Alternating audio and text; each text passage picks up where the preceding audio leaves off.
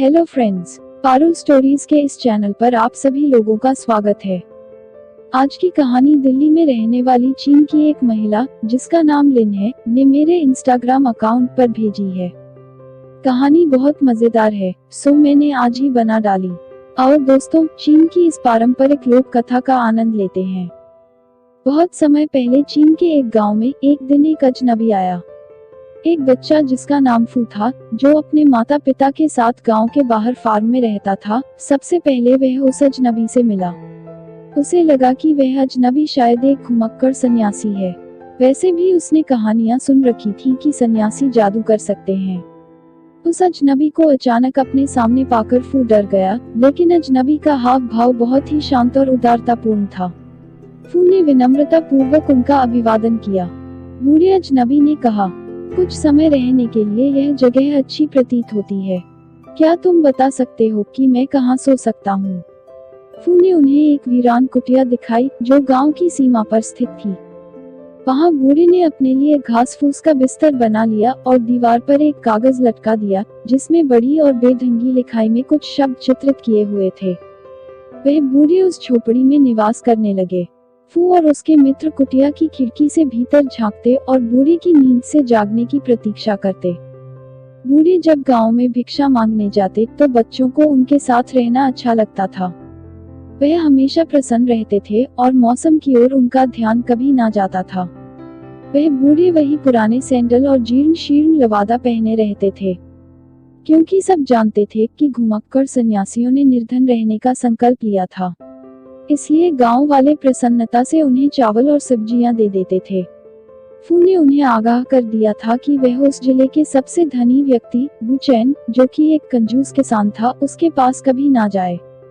जो भिक्षुक अंतिम बार उनके घर गया था, किसान वू ने उस पर अपने कुत्ते छोड़ दिए थे। फू ने उनसे ये सब बताया। क्योंकि बच्चे अक्सर उनके साथ रहते थे, इसलिए उन्हें ही सबसे पहले पता चला कि बूढ़े सन्यासी के पास कुछ अनोखी शक्तियां भी थी। एक सुबह बूढ़े ने देखा कि टोकरी बनाने वाले के बेटे ने एक पिंजरा पकड़ रखा था जिसके अंदर एक चिड़िया बंद थी। बेचारा पक्षी फड़फड़ा रहा था और पिंजरे की छड़ों से बार बार टकरा रहा था। बूढ़े ने उससे कहा, अगर तुम पक्षी को छोड़ दो तो मैं तुम्हें एक जादू दिखाऊंगा। आश्चर्यचकित लड़के ने सिर हिलाकर हामी भर दी। बूढ़े कुटिया के अंदर गए और एक काला कपड़ा, एक कलम कागज और एक ब्रश लेकर बाहर आए। उन्होंने काला कपड़ा पिंजरे के ऊपर लपेट दिया। जब वे स्याही में पानी मिला रहे थे तब बच्चे उन्हें चुपचाप देख रहे थे। उन्होंने झटपट ब्रश चलाया और पिंजरे में कैद पक्षी का चित्र बना दिया। चित्र इतना सजीव था कि बच्चों को लगा कि वह अभी गाने लगेगा। चित्र में उन्होंने पिंजरे को दरवाजा खुला चित्रित किया था। तभी चित्र में बना पक्षी चहचहाने लगा। पिंजरे के खुले दरवाजे से वह बाहर निकल आया और कागज से उड़कर पास के एक पेड़ की डाल पर बैठ गया। टोकरी बनाने वाले के बेटे ने झटपट पिंजरे पर लगा कपड़ा खींच लिया। यह देख सारे बच्चे आश्चर्य से चिल्ला दिए, क्योंकि पिंजरा खाली था।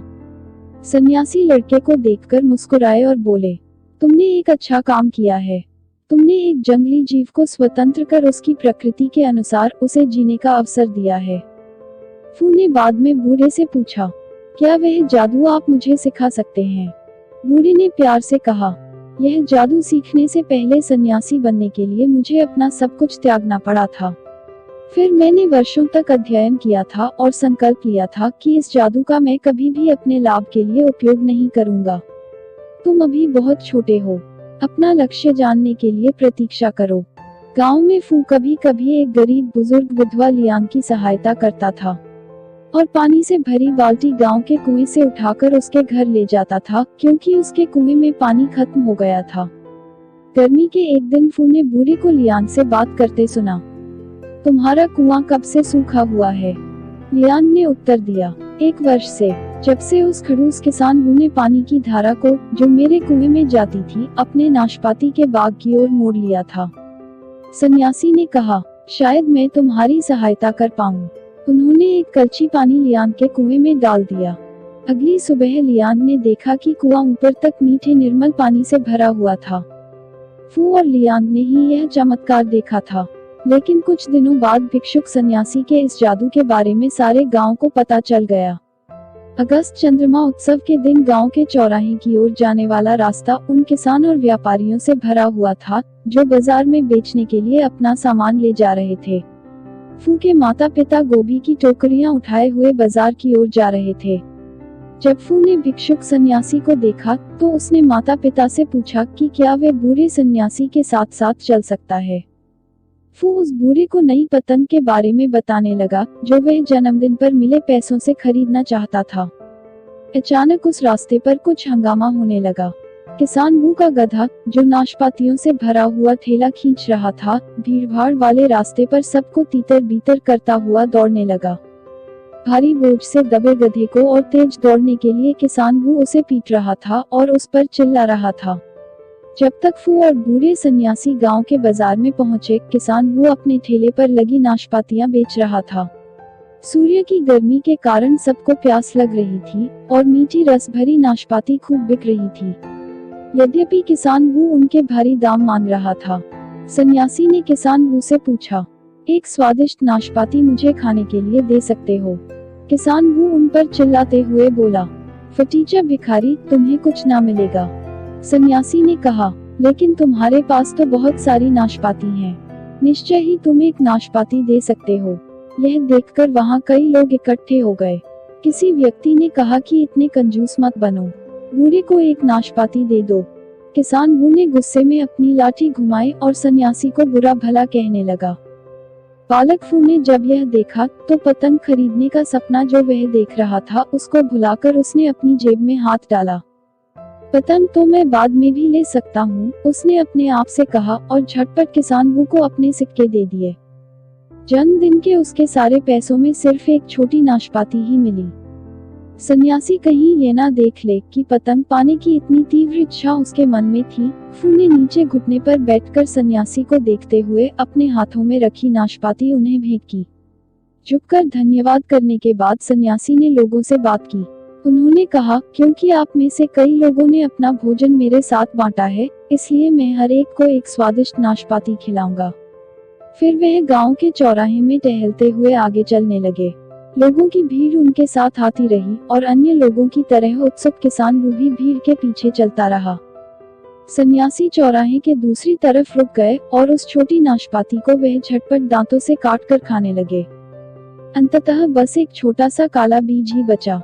पीठ पर लटकी एक थैली से उन्होंने एक फावड़ा निकाला, फिर मिट्टी खोदकर एक गड्ढा बनाया और उसमें वह काला बीज बो दिया।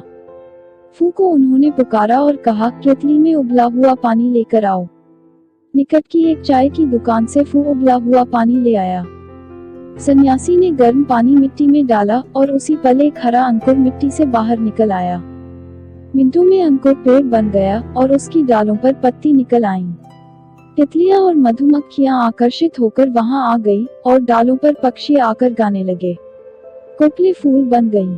फूलों पर छोटी छोटी नाशपातियां निकल आई जो तुरंत ही पककर सुनहरी भूरे रंग की हो गई। सन्यासी ने एक नाशपाती को सूंघा। मुझे लगता है कि यह पक गई है और हम इन्हें खा सकते हैं। उन्होंने नाशपाती तोड़ी और हर ग्रामीण को एक नाशपाती दी। उन्होंने सबसे बड़ी और पकी हुई नाशपाती लियांग को दी।